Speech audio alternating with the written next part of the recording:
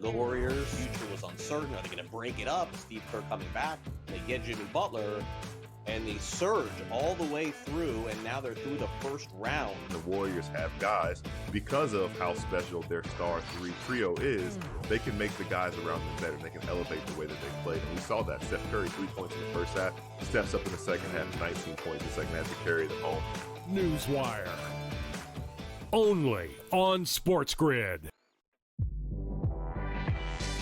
Malaysia Fawali, who you guys know I am a huge fan, has decided to switch allegiances and stay in league. And now she's going to go play for Kim Mulkey. Her, Flau'jae Johnson in the backcourt. It's going to be interesting to watch. You wonder sometimes with roster construction, maybe too much is not too good. Betting above the rim. Only on SportsGrid. I don't know what he was doing taking step-back threes at the end of that regulation when he's got bigs on him and he should be driving to the hole. It's already bad enough that I'm playing with all these NBA and D1 studs that are unstoppable, and I'm the worst one there, and I can still ball with them. But if I start calling fouls, they'll revoke my privileges. Like, I man up when I play with them. Pharrell Coast to Coast. Only on SportsGrid. Two guys that can do it all. Too much electricity this morning. This is a good time. We're having a lot of fun. I had to do a triple take. Ka-ching! Why? Because of parity. I didn't mean to offend. Yeah, it's not going to happen. Load management is a dirty word. Let him rip. You know what? Circumstances provide the results. What? How do you do this once? Oh, Donnie, you got such a good show there. A network that is booming. The Early Line. Only on SportsGrid.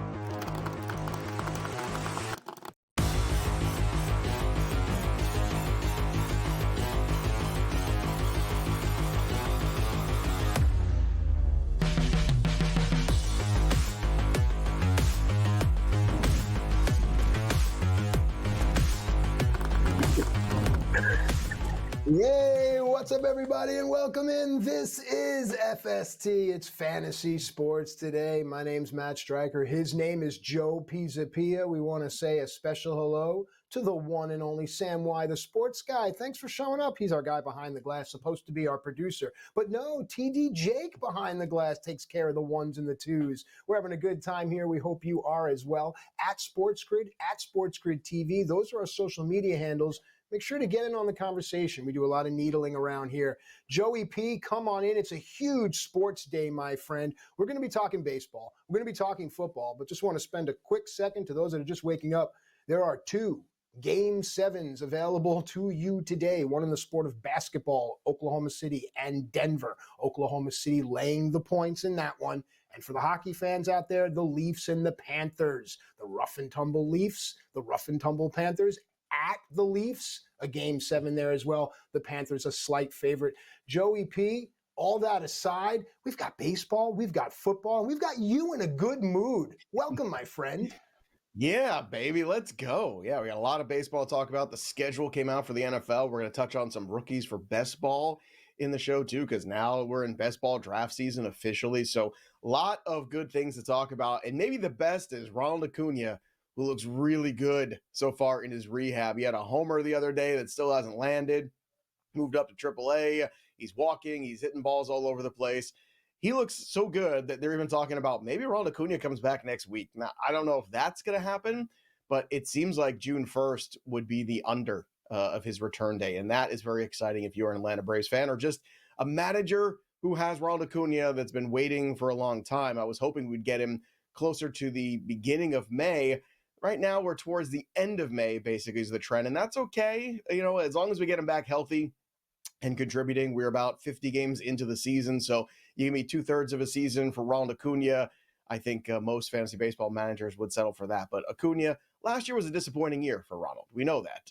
Unfortunately, the knee injury took him out. It's a second ACL tear, and there's questions how he would rebound. But look, he's 27 years old. He's still in the prime of his career. I don't think he's going to stop stealing bases. Is he going to steal 70 again? No. Is he going to steal 30? Probably. So I think you're still looking at a player who has got a lot of baseball ahead of him and certainly looks like he hasn't missed a beat. So that is really good news. Obviously, he's been working out. Obviously, he feels very healthy and ready to contribute sooner than later.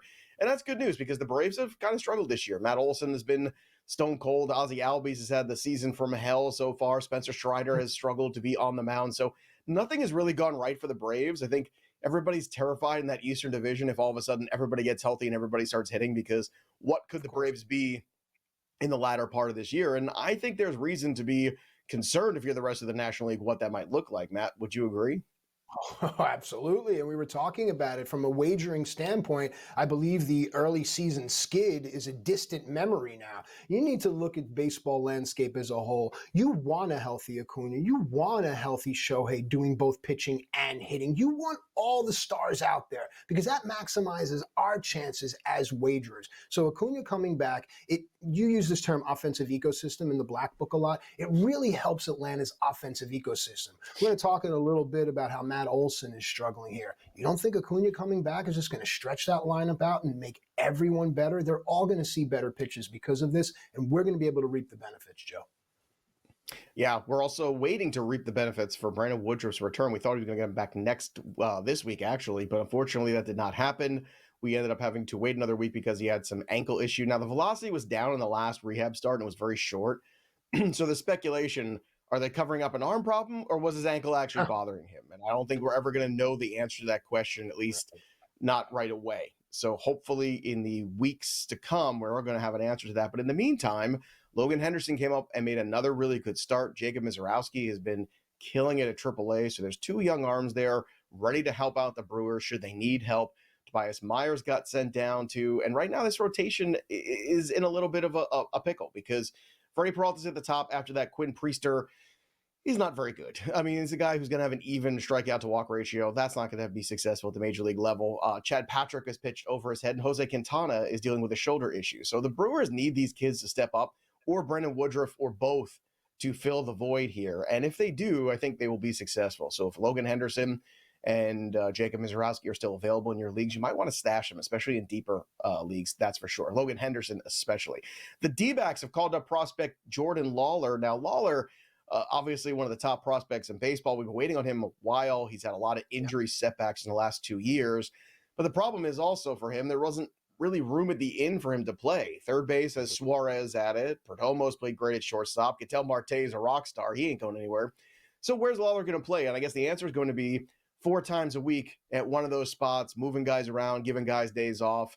Maybe Lawler gets some starts in the outfield or DH as well. And that question is Lawler then worth it if he's limited to playing only 4 games a week potentially? Because I think the Diamondbacks are committed to that for his development. You don't want to not play as much as you can, right? What's the point of giving a kid an opportunity at the major league level if he's just going to sit there and ride the bench? But from a fantasy perspective, Matt, what does that look like to you? Do you think that Lawler is somebody that you would still be super aggressive on?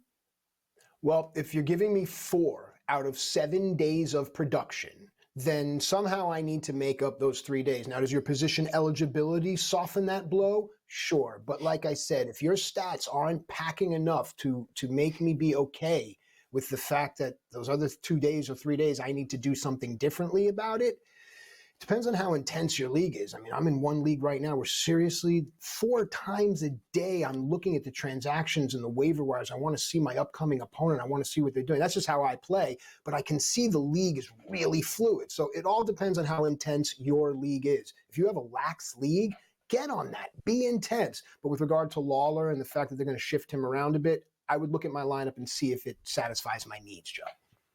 Yeah, I think it makes the most sense for somebody who's got Suarez or has Ketel Marte or Perdomo.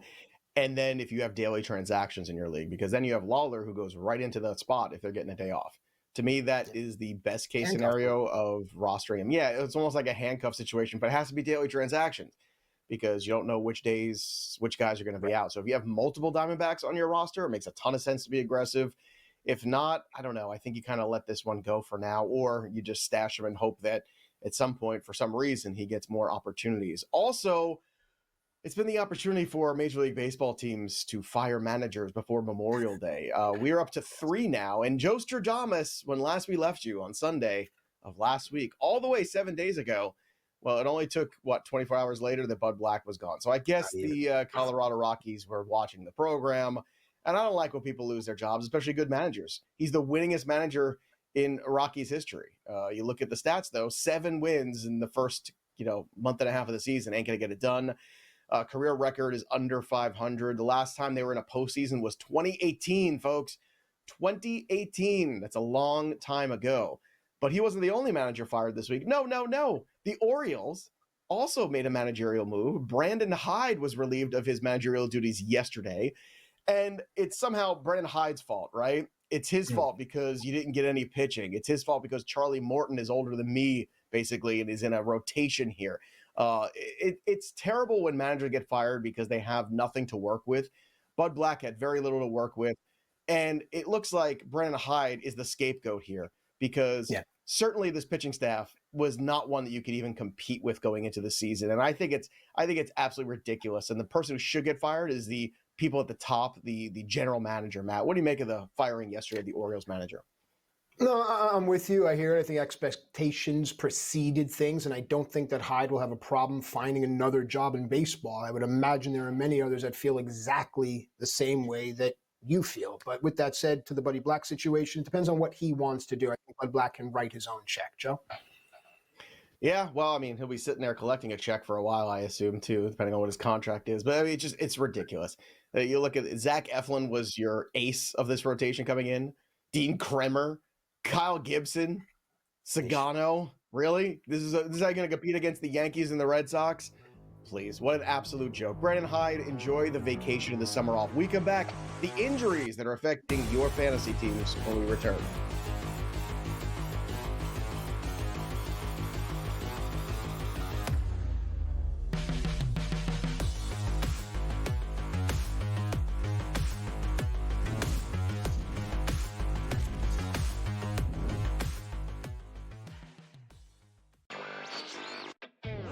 Still underdogs at home, on the road, and all of these games. It's time for people to start understanding a legitimate team that has a chance not only to win the series against Cleveland, but also maybe even go all the way to the NBA Finals. I think a lot of the focus has been on why the Cavs have not played particularly well. A lot of that is due to injury, of course, but I think that's taking too much credit away from what the Pacers have done. Newswire. Only on SportsGrid. Malaysia Fawali, who you guys know I am a huge fan, has decided to switch allegiances and stay in league.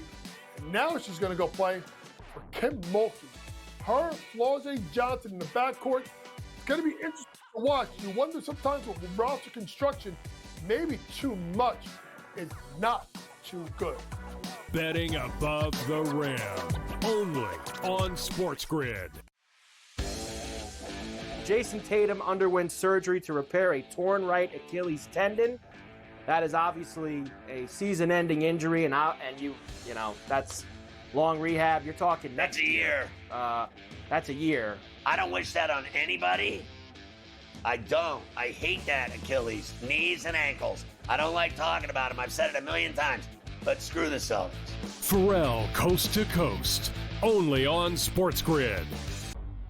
The two guys that can do it all. Too much electricity this morning. This is a good time. We're having a lot of fun. I had to do a triple take. Ka-ching! Why? Because of parity. I didn't mean to offend. Yeah, it's not going to happen. Load management is a dirty word. Let him rip. You know what? Circumstances provide the results. What? How do you do this one? Oh, Donnie, you got such a good show there. A network that is booming. The Early Line. Only on SportsGrid.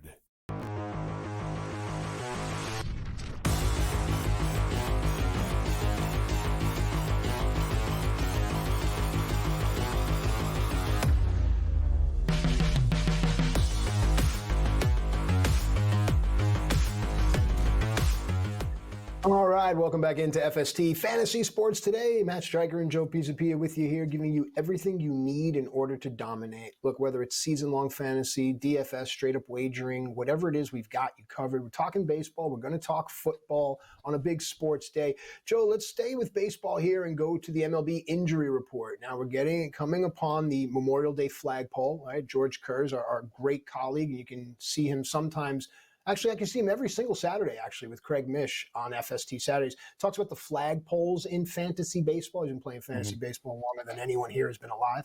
God bless you, George. We love you. So Memorial Day is a good flagpole. Looking at the injury report here, now we got to really start to think about our moves. Let's start with the Texas Rangers here. Hey, stop me if you've heard this before, but Corey Seager is going on the IL. God. Yeah, it's just so frustrating. You hate to say it's predictable and you hate to say you're going to see it coming because he's been really good. Corey Seager has been terrific this year. 26 games, hitting 300. He's got 6 homers, 12 RBI. He's been exactly what you drafted him to be, but this is what you get when you draft him, and this is what's unfortunate. He's 31 years old, and he ends up spending time on the IL, and this is a hamstring issue. Now, they say he's going to be out till May 26th. I'm not buying that. I think it's going to be after that. So I think it's going to be a while. It's not the first time he's had this issue.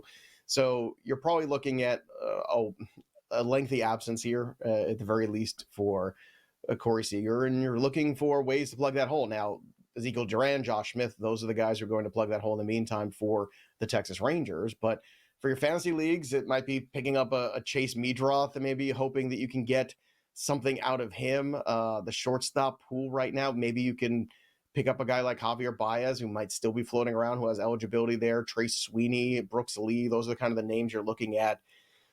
But it's a little barren right there. Now, the hope is maybe you get a Marcelo Mayer who gets a call up sooner than later because Trevor Story has not hit at all. So there's not a ton of great options here where you're hoping, we can just pick up another shortstop and fill him in. You might have to make a trade, but understand this might be the first IL stint of the year for Corey Seager, but it's probably not going to be the last, which is also very frustrating.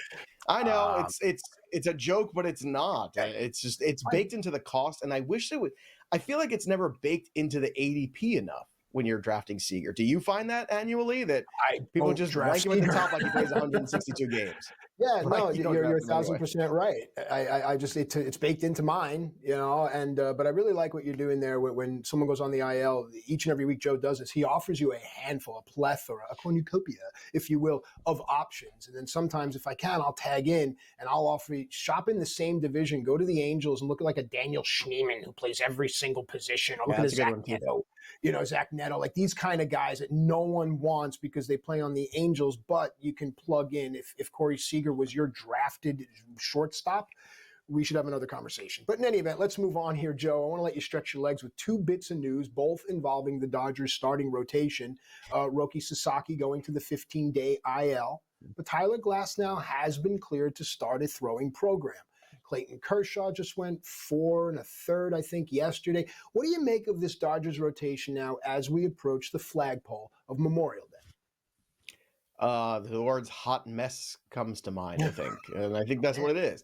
Look, Tony Gonsolin, God bless him. Like, he's come back and he's been really good. Yamamoto's been terrific.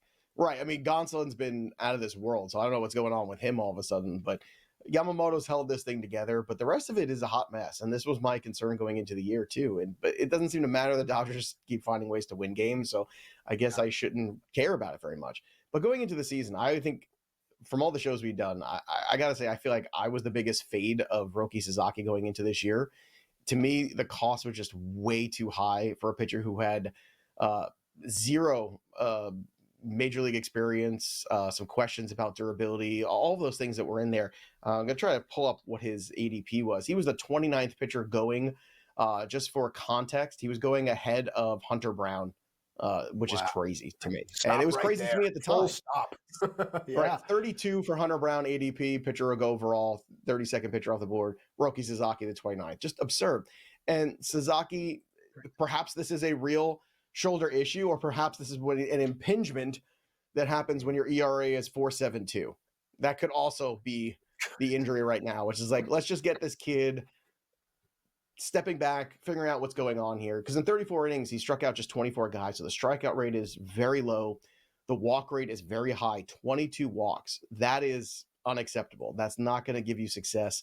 And I understand long-term people looking at Roki Sasaki as an interesting investment, but at the same time in redraft leagues, I was off of him, and it seems like the right call, regardless of what happens the rest of the year and he comes back. He'd have to pitch absolute gangbusters when he comes back healthy, and if he can come back healthy. And you mentioned Glasnow as well. Snell just getting cleared again, so they're going to take it very slow with him. Glasnow working his way back. Glasnow has that history again. He's like Corey Seager, but he's in the pitcher form where you just know you're not going to get a full season for him. You know what the upside is. You know he could be great. The problem is, are you going to get 30 starts from him? And the answer is inevitably no. You're lucky if you get 100 innings from him most years. And this is another one where you hope the throwing program goes well, but there's no guarantees here on Sasaki. There's no guarantees here on Tyler Glasnow. The good news for the Dodgers is they got a ton of prospects still that if they need to make a move, they will. I don't think they want to, but it's certainly difficult, especially when we see Kershaw come back and get beat around the ballpark a bit. Well, overall, I think at the end of the day, I can imagine the discussions going something to the effect of, with Tyler Glasnow and his agent, doesn't matter how many innings you throw, we just need you to throw maybe 7 innings in September and October so that we can all hoist a trophy in November. I think that's how this team is built. Honestly, they have their pick. They have their full pool of whomever they want to start in these crucial games. God willing, everyone's healthy, and that's how they look at it. All right, with the time that we have left, Joe, what concerns you more, the holes in the Dodgers rotation or the holes in the Cubs rotation? Because right now, one of the Cubs' major bats has just hit the IL. Yeah, Ian Happ goes on the IL, so he's going to miss some time here with an oblique strain. And we know what that means. A fair amount of time is going to be missed. Now, Moises Ballesteros was the guy who got the call here. He's a catcher, but he can play a little DH, give you a little bit of everything. But I want to remind people, too, Matt Shaw got dropped in a lot of leagues. He's hitting 286 with a 409 OBP and a 560 slugging. He's got 6 homers and 14 RBI. He has been red hot. He also has 17 walks and just 11 strikeouts at AAA. So it might be the time to pluck him off another roster or potentially just pluck him off the waiver wire, as I imagine he's been dropped in a lot of leagues. You could see Matt Shaw coming up again very soon. That would be the way to plug that hole. We come back. I'll look at the market a third of the way into the season. Who might win the AL and the NL? Don't go anywhere.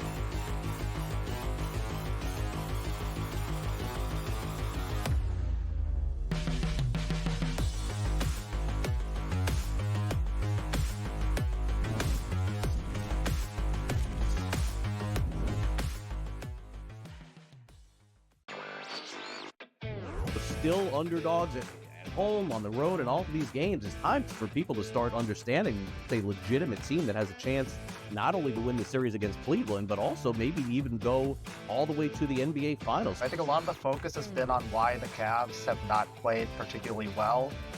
A lot of that is due to injury, of course, but I think that's taking too much credit away from what the Pacers have done. Newswire.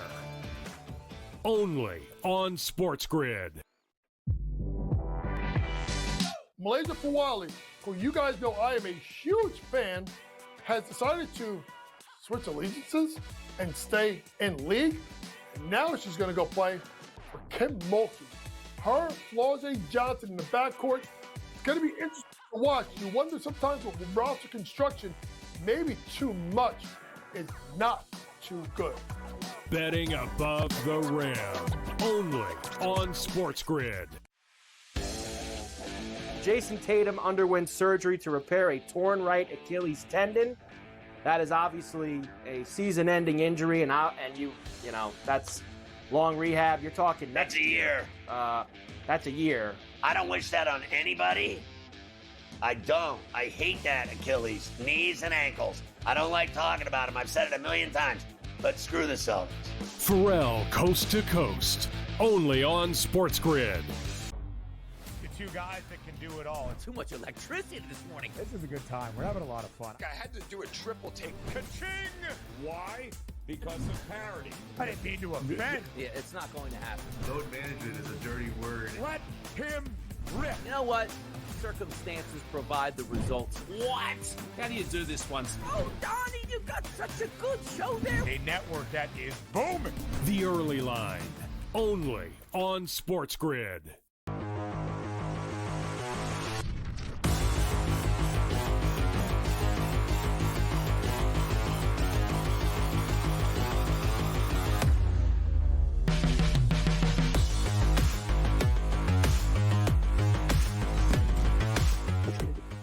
All right, welcome back into FST Fantasy Sports. Today, my name's Matt, his name's Joe. We're a part of the SportsGrid family, and now so are you. There's really nothing you can do about it. We've locked the doors, and now you can leave.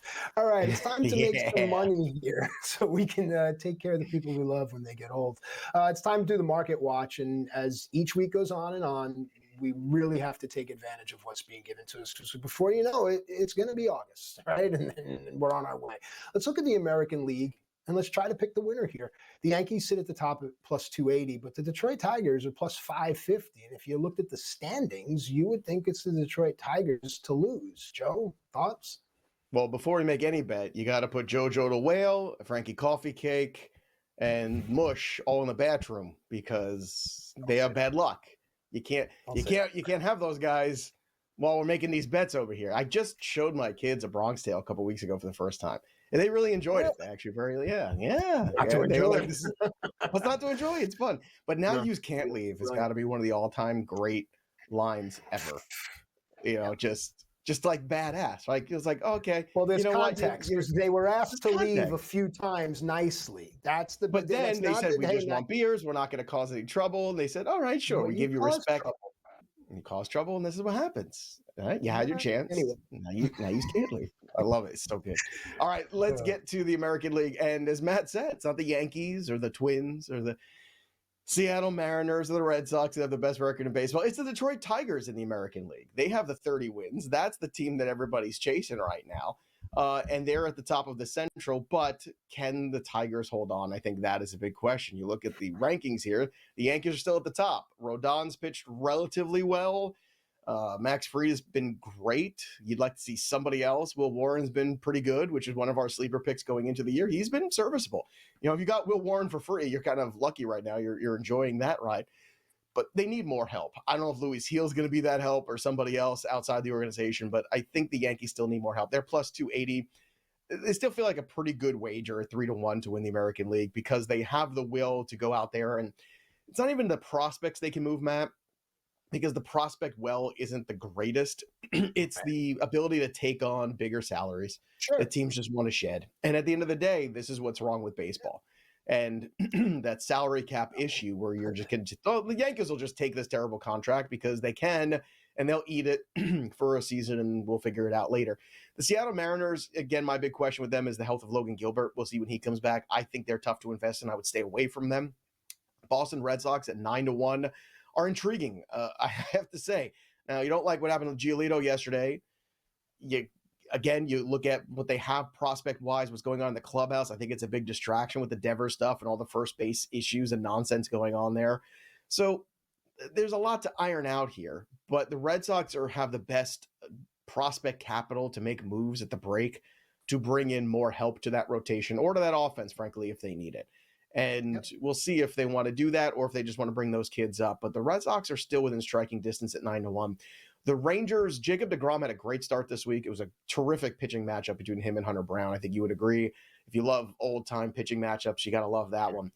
And that's a big turn of the corner. Now, can he stay healthy? Because we've seen this before where deGrom goes out there, looks like deGrom of old. The next thing you know, he's out there on the IL again. I still think it's the Yankees to lose. I'm going to be honest with you. Houston Astros, no. Houston Astros are not it this year. They don't have enough offense, especially with Alvarez out. I don't think they can flip the switch this season. So the Yankees for me, and I'm not trying to ignore the Tigers, but as good as Skubal is, again, short series, I just don't know if they can beat the Yankees. Skubal can't pitch every single game. Well, needs to own. Right. All right, let's move to the National League here. We could begin and end the conversation with the Dodgers sitting at 145, but Joe, that's not what we're going to do here. The Mets are plus 500, the Phillies plus 700, the Braves with an impending Acuna return plus 850. Talk to the world. Well, look, the Los Angeles Dodgers obviously still the favorites. You're still getting plus money, so that's fine. Right. If you want to make a bigger investment in the Dodgers, you could do that. The Mets are fascinating because the Mets are still going to get Sean Manaea, and who knows what Frankie Montas has in that tank. He's in phenomenal shape, I can tell you that. I just saw pictures of him recently. So he's taking it seriously. And with the way this Mets pitching factory has been working for the Griffin Cannings and Clay Holmes and Tyler McGills of the world and David Petersons, they have pitching depth. And they certainly have enough offense. So I would think the Mets at 5-1 is a really good wager too. The Phillies still have enough rotation depth. I just think mentally, I think last postseason took a lot out of them. Padres are really intriguing, especially now that Dylan Cease is back on track. So the Padres and Mets, I think, are your best bets to beat the Dodgers in the National League. And you're getting 5-1 and 11-1 on them, respectively. So keep a close eye on that. We're going to take a quick break away from baseball and look at best ball, some rookie sleepers that can help you make some cash.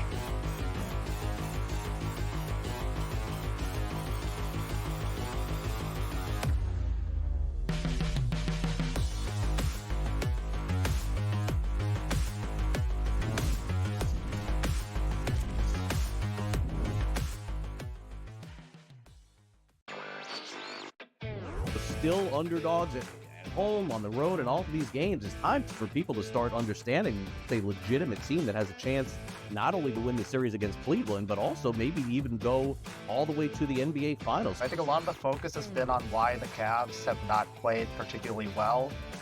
A lot of that is due to injury, of course, but I think that's taking too much credit away from what the Pacers have done. Newswire. Only on SportsGrid. Malaysia Fawali, who you guys know I am a huge fan, has decided to switch allegiances and stay in league. And now she's going to go play for Kim Mulkey. Her, Flau'jae Johnson in the backcourt. It's going to be interesting to watch. You wonder sometimes with roster construction, maybe too much is not too good. Betting above the rim. Only on SportsGrid. Jason Tatum underwent surgery to repair a torn right Achilles tendon.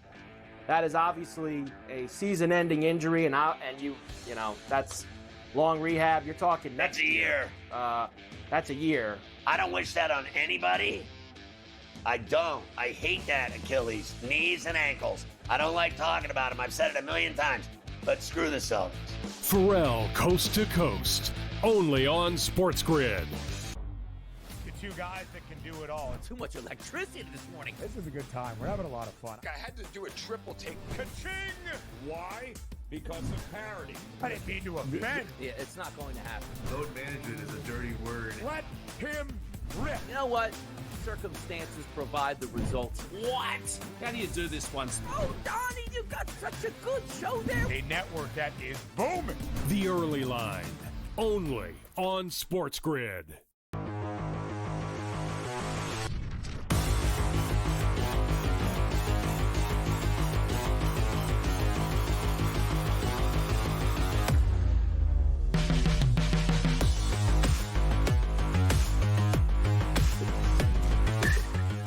All right, welcome back into FST Fantasy Sports today. Matt and Joe and the whole crew having a great time here. We're about to jump into NFL rookie sleepers, but we do want to just take a second to bring forth the conversation we were having during the break.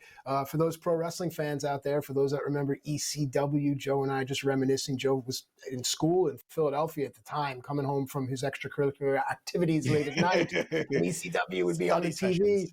And of course, we want to acknowledge the loss of our friend Sabu. I have a personal connection to Sabu. I shared my WrestleMania moment with him, and no one can never take that away from us. But Joe, it's just amazing how athletes and performers can truly touch your life. Like for a young Joey P off in college and bettering himself and the lives of his unborn children, here's this entertainer that captivated you. And you were in entertainment, so you could see the strings and understand the falls and the... It was amazing, right? Right. That was the thing about Sabu, right? He said nothing, right? That's right. He pointed to this guy. And it was so this aura, this mystique, this charisma. You're like, what is going on with this guy? You knew something was going on with him. You didn't know what. And I think that was the coolest thing. It drew you in. And I think that's an amazing thing when you have any performers like that. But to Matt's point, I mean, again, very little, in my world, in your world, to have a WrestleMania match with him, that is pretty spectacular stuff right there. Like that's your moment. And what an amazing athlete to have it with. Yeah, absolutely. And then you think about these guys as rookies when they first started out. Did they ever have any idea the impact that they would make on all of us? So on behalf of all of us, to all the fans of Sabu, appreciate him and appreciate the work of the pro wrestlers. But now let's move to the rookies of football. We have no idea what these rookies will become, but they are right now on Joe Pisapia's list of rookie sleepers. Joe, where do you want to start? Yeah, I think people are always worried about the Chargers. They say, they're just going to be a run-heavy team. Well, they're going to be team, but they're going to throw the ball. It's not like they're not going to ever throw the football. They have Justin Herbert. So maybe a run first team, but not a run only team. And I think if you go back and you watch a lot of the tape last year, and that's what I'm doing, because the football black book will be out in just a couple weeks, if you can believe it. June 1st is the target date here. But, Trey Harris, I think, is the answer to a lot of those woes. Quentin Johnson was not the answer. I know Quentin Johnson had a couple touchdowns last year, but too many drops again. He just hasn't hit at the NFL level for a myriad of reasons. But Trey Harris is who this regime is selecting. And I think you should pay attention to who this regime is selecting, because Ladd McConkey is clearly the number one. But if you're looking for the playmaker guy, the touchdown guy maybe in this offense, I think you should be aggressive on this rookie. And if you look at the best ball ADP, it's pretty buried there. I think he could certainly emerge as the season goes on as the number 2 target hog in this offense. And it might even be sooner than that. So I think he's a really good best ball investment. And I think it's important to look at some of these rookies too, because you're going to see heavy ADPs on the Ashton Genties of the world, and the Travion Hendersons of the world, and the Travis Hunters and Tet McMillans, all those guys. But there's a lot of other names that can contribute. I think Trey Harris is one of them, because they really don't have anybody else. Palmer's gone. Keenan Allen's been gone for 2 years. Nobody's filled that void in that wide receiver group except for Ladd McConkey, who was our darling going into last year. If you watched the show when you're with us, I don't think any show was higher on Ladd McConkey than we were. And now Trey Harris, I think, is the next guy to add to this offense to make it a little bit more well-rounded. And I think the Chargers can win that division. And I don't think that's being hyperbolic. All right. Well, they have the Broncos, Raiders, and Chiefs with which to contend. Yeah. Let's move to the AFC South here now and talk about a Houston Texans team that have seemingly completely, and having to do so, needingly so, revamped their entire wide receiver core. I would say the Texans have the Jags and maybe the Colts with which to contend to try to get out of this division. But talk about a young man that will hopefully be on the tip of everyone's tongue come, I don't know, November. Yeah, well, look, it's probably going to be even sooner, because Jaden Higgins, one of the first times ever, I think maybe even the first time ever, we've seen a fully guaranteed contract for a guy in the second round. Now, it was early in the second round, but still, follow the money. Money talks. And a lot of people say he's a Nico Collins clone, and I don't really disagree with him. Nico Collins is going to be gone pretty soon, though, potentially. So I think this is very smart that they went heavy. Now, the problem with the Houston Texans is that offensive line still stinks. So C.J. Stroud needs time and protection in order to throw to any of the wide receivers he has. But Jaden Higgins was one of my favorite guys to watch in the offseason, watching tape, getting caught up before the NFL draft coverage that we do on Fantasy Pros. And I think Higgins can be a useful guy that you take later for depth, because, no Tank Dell, no Stephon Diggs.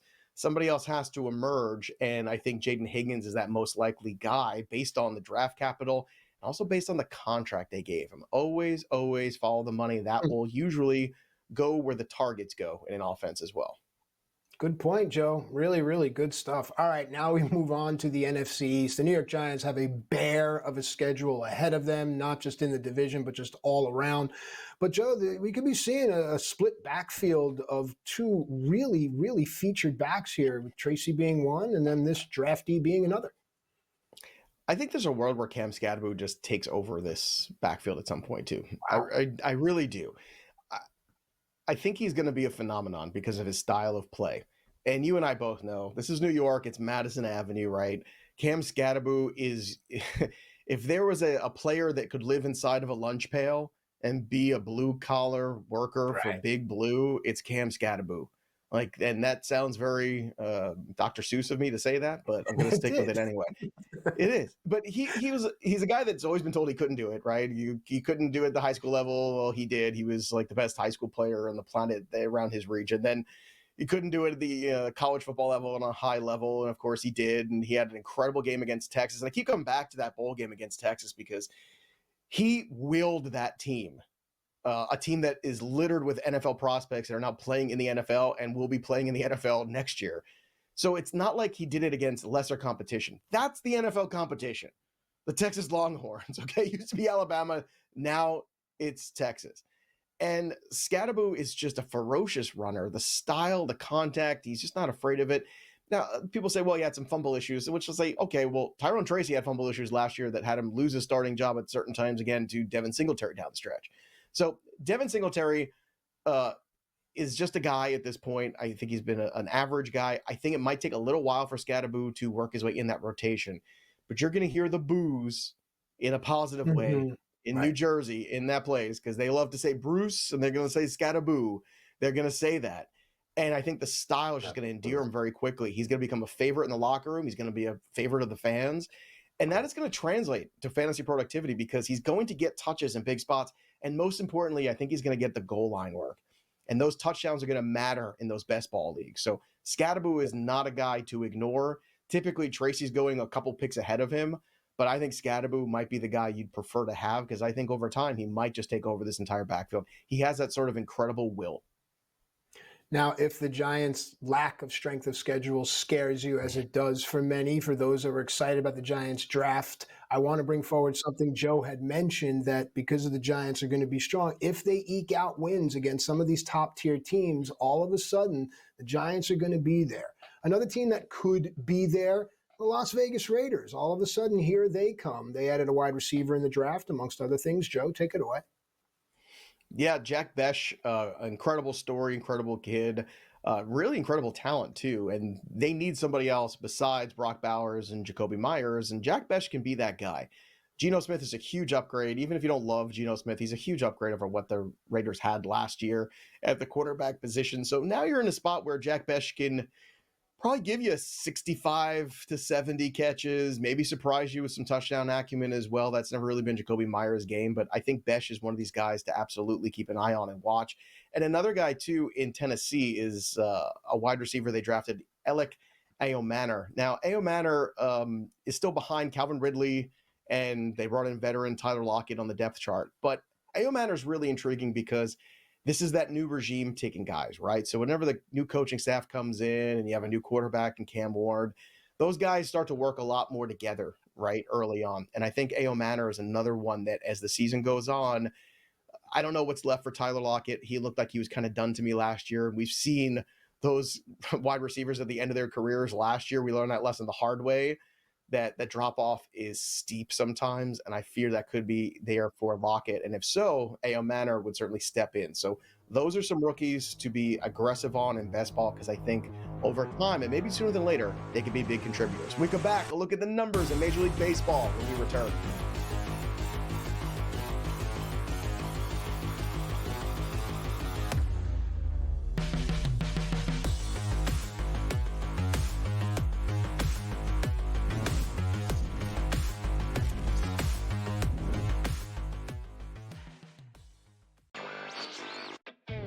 Still underdogs at home, on the road, and all of these games. It's time for people to start understanding a legitimate team that has a chance not only to win the series against Cleveland, but also maybe even go all the way to the NBA Finals. I think a lot of the focus has been on why the Cavs have not played particularly well.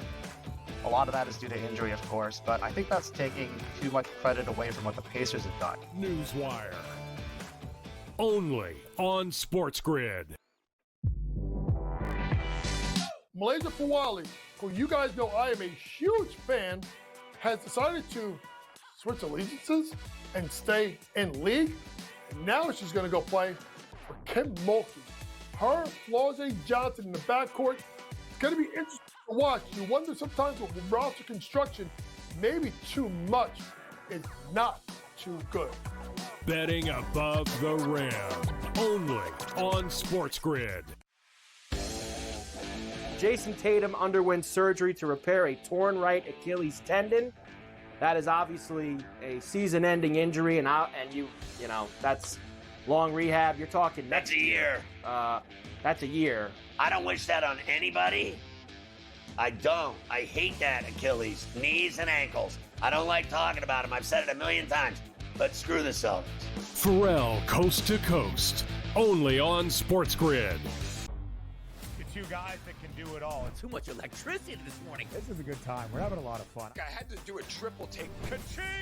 Why? Because of parity. I didn't mean to offend. Yeah, it's not going to happen. Load management is a dirty word. Let him rip. You know what? Circumstances provide the results. What? How do you do this once? Oh, Donnie, you got such a good show there. A network that is booming. The Early Line. Only on SportsGrid.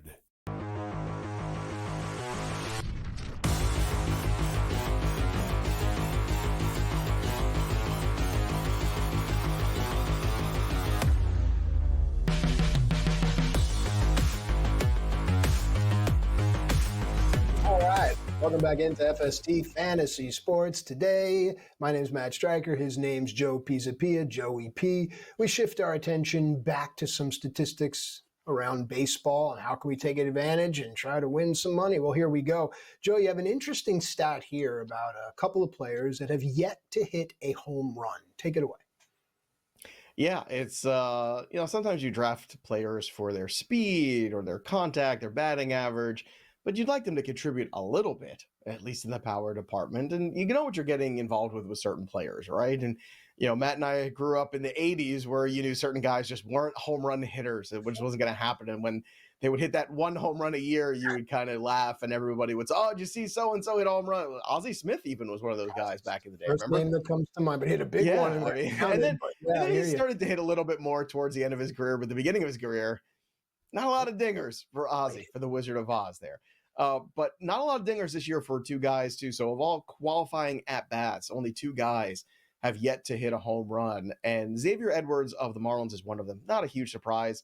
We kind of knew we were getting involved in there. But Nico Horner was a little surprising to me because this is a player you'd see hit 9-10 home runs in a season. Not a lot of power, but certainly a guy who you expect a little bit more of. And again, I think the Cubs are in a spot where they have a young infielder in Matt Shaw who can flex around a lot of spots. And I think Nico Horner needs to pick things up here offensively and hit for a little bit more power because with Ian Happ out, they have power missing from that lineup. So I'm not saying he can change his stripes and all of a sudden become a 30 home run guy, but you can't have zero. You can't have a goose egg either by the time you get to Memorial Day in the power department. That's just not going to get it done. So I don't know if Nico Horner is endearing himself right now to this offense the way he's been hitting, but at the same time, we mentioned Matt Shaw, more walks than strikeouts. He's hitting power. He's hitting for batting average. He's doing everything you could possibly ask for at AAA. He's already had great success at AAA, and eventually you have to turn things around. And the other great stat, too, that's not on this board, too, I just want to throw out because we had it earlier in the show, but it seems like an appropriate time to bring it up again. We've already had 3 managers fired this year. 2002 was the last time we had 4 managers fired in Major League Baseball before Memorial Day. Matt, do you think we're going to break that record this year? You think we're going to tie it, maybe? Is anybody else on the hot seat? We got a hot seat guy for the next week? I don't know. I mean, Baltimore is at the bottom. The White Sox, I mean, you can't blame the White Sox. No, I don't think we're going to do it. I don't think we're there for that. I don't think so either. And I don't want to kind of foster that culture. I don't like turnover. No, I don't either. Turnover because I don't think there's any consistency. To me, the way you make money is in a long game. Yeah, you'll have your short wins here and there, and that's how to really accrue a nice amount of wealth. But it's the long game, that generational wealth. And so I don't like to see so much turnover because to me that equates to volatility in a market. Let's switch our focus here because something I can set my clock to, you were talking about inefficiency in offense with certain players. How about the productivity and efficiency of one particular player? If ever I'm looking for a wager, I just kind of feel an itch. There's something I want to throw something on someone. It's going to be this guy. Joe, take it away. Shohei Ohtani's good at baseball. There you go. We should just have a segment called Shohei Ohtani's good at baseball at this point. So Ohtani leading the league in home runs with 16. He has, 49 runs scored. That's also the first in Major League Baseball. His OPS right now, not first, he's third in OPS. Okay, we'll give him a pass there. But the 42-game stretch he's had has been historically good. He has 15-plus homers, 10-plus stolen bases, 45 runs scored, and 25 walks. Just for context, no other player in Major League Baseball history has put up those kind of stats over any 42-game span at any point in a single season. Not Barry Bonds, not Babe Ruth, not Mickey Mantle. Again, the stretch he's on and what he's doing is unbelievable. And if it was happening on the East Coast, I think the East Coast bias would make Shohei Ohtani even more of a baseball god than he is already. But I think a lot of people still just don't see enough Shohei Ohtani to appreciate exactly what's going on. And I think when you see stats like this, it makes you even appreciate Shohei Ohtani on a higher level, if that's even possible.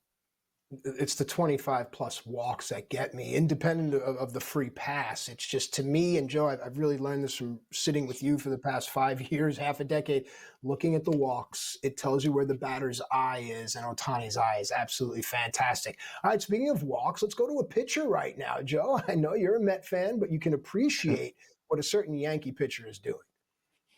Max Fried has been unbelievable. Thank God for Max Fried. This is what's saving Brian Cashman right now, who, it's amazing. We talk about all the turnover, right? The manager spot. Think about how long Brian Cashman has been GM now. We're going on, 25 plus years as the Yankee general manager? That's crazy. How is that happening? It's the Yankee way. And I think New York understands the volatility of the market. No. I'm kind of being funny there, but the volatility of the market, for whatever the reason is, they stick with Boone, they stick with Cashman, man. Yeah, well, they're sticking with Max Fried at the top of his rotation, too. His 1.11 ERA is the lowest by a Yankee in his first 9 starts of his season. 1913 was when ERA, earned runs, became an official stat. So it surpassed Lefty Gomez at a 1.27 mark in 1937. Now, keep in mind, the expected ERA is 3.59. The FIP is at 2.86. The xFIP at 3.55. Winter is coming here for Max Fried. At the same time, you have to just be in awe that we're at this stretch and he's been able to keep that ERA under 2, let alone almost under 1. It's not going to last. It's not going to sustain there. So just be ready for some of those lumps. You're not going to take him out. You're not going to trade him. You're just holding on, but understand it's going to readjust. Also, Aaron Judge, pretty good. Judge is averaging 3 total bases per game this season. Let that sink in. If you're betting Aaron Judge total base props, it's probably a good bet. 3+ total bases per game in 15 more games. The only guys to ever do this were Sam Thompson in 1894, Babe Ruth in 1921, and then Aaron Judge so far. It is just an unbelievable season in the beginning. Judge and Ohtani just running away, I think, with respective MVPs so far in their leagues. But Aaron Judge having historical moments. The question is, does it matter when you don't show up in the biggest moments? You had a big strikeout to end yesterday's game. The World Series didn't matter. So all the stats, Matt, I just don't know. Aaron Judge needs a little bit more of those big moments, I think, in those big spots. Because Yankee fans, eventually, there's only one thing you get graded on. It's championships. So we'll see if Aaron Judge can make that work. Now, the schedule has come out for the NFL, Matt Stryker. And this is a time when all of us fantasy football nerds get excited. We've got some stats around the NFL schedule that might surprise you. So don't go anywhere. We'll be right back after this.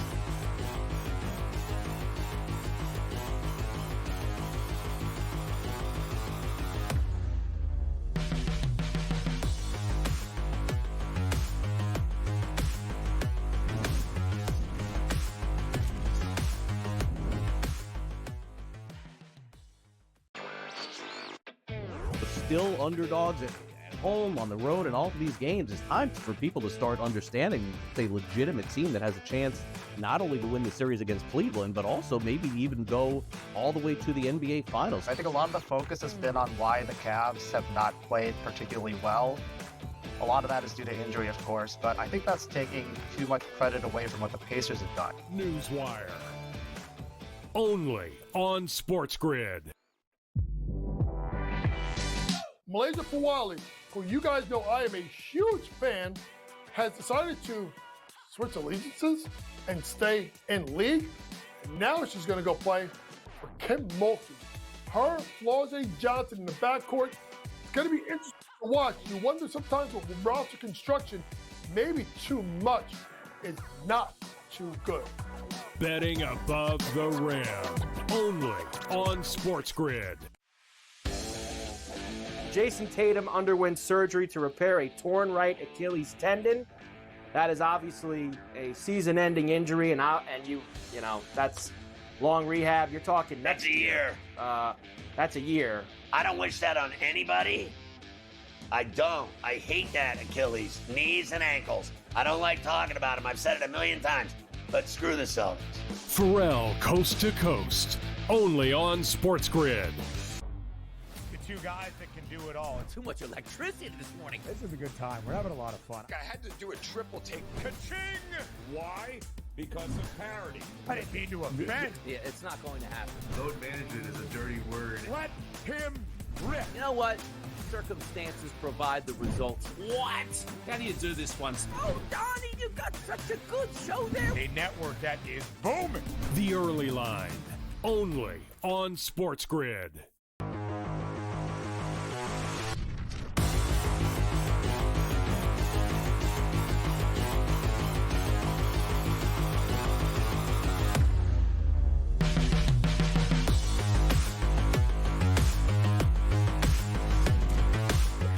Welcome back to FST Fantasy Sports Today, where a clash of generations happens behind the scenes each and every day. The hosts talking about their sports memories and the young producers that are coming up, and God bless the kids, they're amazing. But some of them never saw Michael Jordan play. Some of them never saw Joe Montana throw a football, and then they make these declarations about their heroes of the day. And I get it, Joe, but we have so much more information now that I think we can all agree that the generational gap has been whittled down to almost nothing. We have analytics, and we have things like strength of schedule. We have an understanding of that. Let's dive in right now. An NFL deep dive by the man that pens the Fantasy Black Book will be available. I believe it is in June. You'll confirm that for me, Joe. NFL strength of schedule. You have some interesting points here. What do you got? I do. I desperately want to make an NBA point because our producer can't be heard on a microphone, but I can. So the whole LeBron, Michael Jordan thing. Okay, don't even just stop. Okay, I've watched both those guys play in my lifetime. It's not even the same universe. Okay, go watch Michael Jordan play defense. LeBron never won a Defensive Player of the Year. Michael Jordan did. He was also defensive all-team 9 times. 9. There's another part of this game. It's called defense, and it matters. So don't even start. Don't even start with me, bro. Don't even start. It's Michael Jordan and it's everybody else. Anyway, yes, strength of schedule in the NFL. Sorry, I can't. No. Worth the airtime. They got the YouTube. It's not like you can't watch the games. It's not like you can't watch the Michael Jordan of old. You can now. Everything's at your fingertips. We were growing up. We couldn't watch a lot of, Wilt Chamberlain stuff. There wasn't a lot of Wilt Chamberlain YouTube videos when we were growing up so we could really get an appreciation of him. No. All right, I'm better now. I'm better. Okay. All right, let's talk about the schedule. Love it. Go. All right. Now you can't leave the FST. In 2024, last year we had the 49ers and the Giants. Both had seasons that were underwhelming. Let's be kind. It's a new year. We're trying to be nice to everybody as best we can. They were underwhelming. But the schedule is going to be very whelming or overwhelming, I think, for the Giants at times. So in 2024, the 49ers went 6-11. Now they're going to face 0 teams in the quote-unquote top 8. In 2024, the Giants went 3-14. They won 3 less games than the 49ers. They're going to face 7 of the top 8 NFL teams. Now, part of this is due to the way the schedule shakes out with having to play the out-of-conference games. So this year, they happen to end up playing the AFC West. That means they have to play 3 playoff teams from last year. They have to play the Kansas City Chiefs, the Chargers, and the Denver Broncos, and also an improved Raiders team. They also have to play this year the NFC North. So that means the Lions, the Packers, the Bears, right? You're going to get the Minnesota Vikings. Like those are all, formidable teams. So the Giants have their work cut out for them, and it does kind of suck because I think there's a lot of good feelings from this draft for the Giants, and I was hyping up Cam Scatterboo and all the other things I was just doing. But reality could set in very quickly, and it would not shock me because of the schedule if they don't play well that they start playing Jackson Dart sooner than later. I think that's what it's coming down to for me. It's like, how do you glean something out of this schedule, which is things don't go well, right? Let's open up the schedule here. You ready? So Washington, Dallas, Kansas City, Chargers, New Orleans. I see definitely 1 to 2 wins in there. Yeah, right? 2 and 3, 1 and 4. Go ahead. Okay, whatever. Let's just say 2 wins. Then you get Philly, Denver, Philly, and then San Francisco. That's going to be a tough stretch. Can you grab 2 wins there? Can you beat Philly once and then beat San Francisco? I don't know. I honestly don't know. And that's what I mean. Like, you could also just be a 2-win team going into week 10 against the Bears. So you could see Jackson Dart week 10 on the road in Chicago. I don't think that's impossible.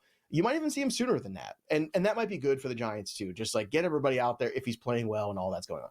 Also, big news over the weekend, Brock Purdy signed a big contract extension. The 49ers waited as long as they could to pay him. And they didn't want to pay him, and they didn't want to pay him, and they did. So I'll pose this question to you. I think Brock Purdy suffered greatly last year when you didn't have the Deebo Samuel of old or any Christian McCaffrey. All those yards after catch disappeared, and his stats came tumbling down with him. So can this system quarterback live up to this contract, Matt? It depends on the tools that are around. It depends on what's healthy. What's Ayuk's situation? What's McCaffrey's situation? Samuel's moved on to Washington. There's got to be things around him. You talk about system quarterback. What's the system? It could just be, can he adapt to the system? But I want to push back to that Giants thing because on the other side of the hour, we're going to get back into baseball baseball. Joe, give me quickly the Giants' record at the end of the season. Is there a way this team can get to 8-8? If they get, well, it's not impossible, but it is going to be really tough. It's just going to be really tough, I think, to get to that level for the Giants. But if they do, this regime currently is going to solidify themselves for the future for a while. We'll be right back. Hour 2 of FSD coming at you.